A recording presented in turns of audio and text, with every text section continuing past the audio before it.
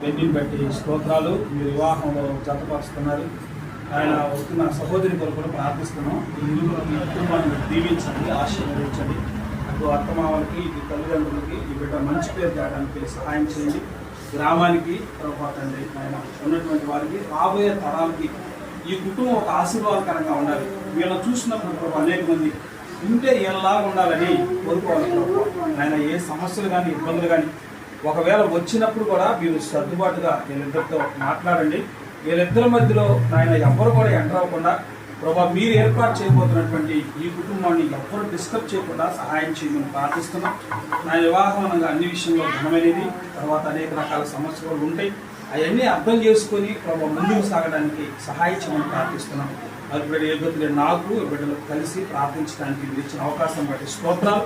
ఈ బిడ్డను దీవించండి అయ్యా, ఆశీర్వదించి ప్రభా ఈ మహిమ కొరకై వాడుకోమని యేసు నామంలో ప్రార్థించి అడిగి వేడుకొనుచున్నాము తండ్రి. ఆమేన్.